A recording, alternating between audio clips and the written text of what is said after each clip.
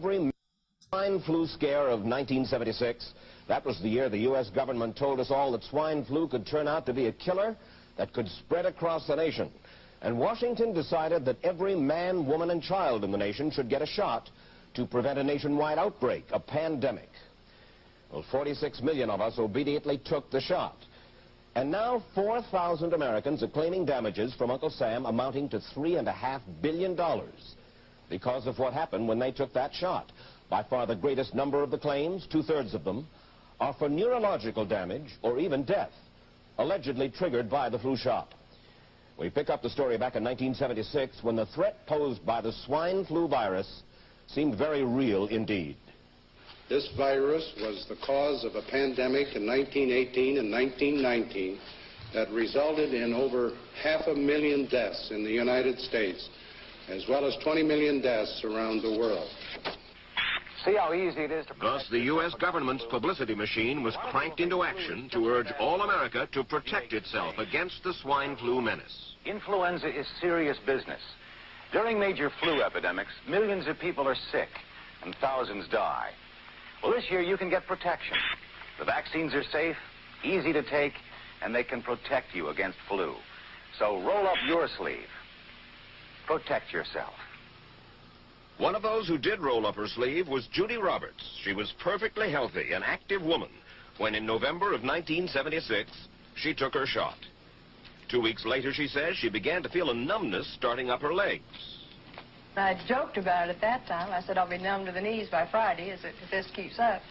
By the following week, I was totally paralyzed.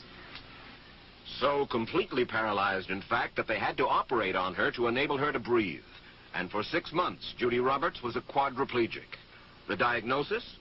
A neurological disorder called Guillain-Barré syndrome, GBS for short. These neurological diseases are little understood. They affect people in different ways. As you can see in these home movies taken by a friend, Judy Roberts' paralysis confined her mostly to a wheelchair for over a year. But this disease can even kill.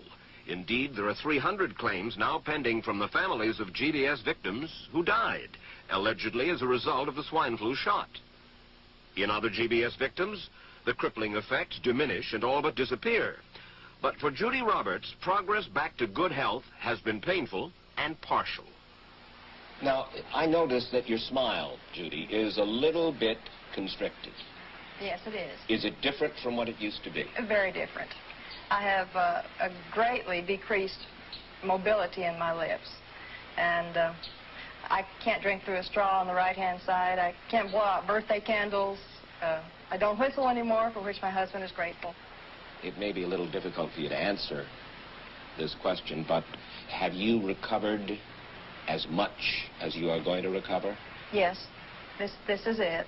So you will now have a legacy of braces on your legs for the rest of your life? Yes, the weakness in my hands will stay and the leg braces will stay. So Judy Roberts and her husband have filed a claim against the U.S. government. They're asking $12 million, though they don't expect to get nearly that much. Judy, why did you take the flu shot? I'd never taken any other flu shots, but I felt like this was going to be a major epidemic. And the only way to prevent a major epidemic of a really deadly variety of flu was for everybody to be immunized. Where did this so-called deadly variety of flu, where did it first hit back in 1976? It began right here at Fort Dix in New Jersey in January of that year when a number of recruits began to complain of respiratory ailments, something like the common cold. An Army doctor here sent samples of their throat cultures to the New Jersey Public Health Lab to find out just what kind of bug was going around here. One of those samples was from a Private David Lewis who had left his sickbed to go on a forced march. Private Lewis had collapsed on that march, and his sergeant had revived him by mouth-to-mouth resuscitation. But the sergeant showed no signs of illness. A few days later, Private Lewis died. If this disease is so potentially fatal that it's going to kill a young, healthy man, a middle-aged schoolteacher doesn't have prayer. The New Jersey lab identified most of those soldiers' throat cultures as the normal kind of flu virus going around that year, but they could not make out what kind of virus was in the culture from the dead soldier and from 4 others who were sick. So they sent those cultures to the Federal Center for Disease Control in Atlanta, Georgia for further study. A few days later, they got the verdict, swine flu. But that much publicized outbreak of swine flu at Fort Dix involved only Private Lewis, who died, and those 4 other soldiers who recovered completely without the swine flu shot. If I had known at that time that the boy had been in a sick bed, got up, went out on a forced march, and then collapsed and died, I would never have taken the shot. The rationale for our recommendation was not on the basis of the death of a single individual, but it was on the basis that when we do see a change in the characteristics of the influenza virus, it is a massive public health problem in this country. Dr. David Sencer, then head of the CDC, the Center for Disease Control in Atlanta, is now in private industry. He devised the swine flu program, and he pushed it.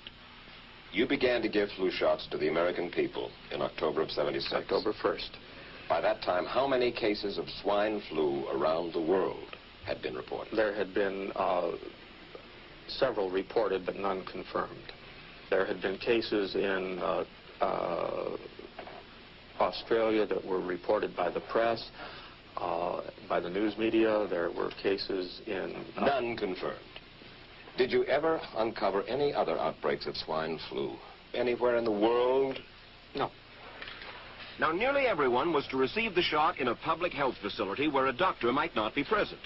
Therefore, it was up to the CDC to come up with some kind of official consent form, giving the public all the information it needed about the swine flu shot.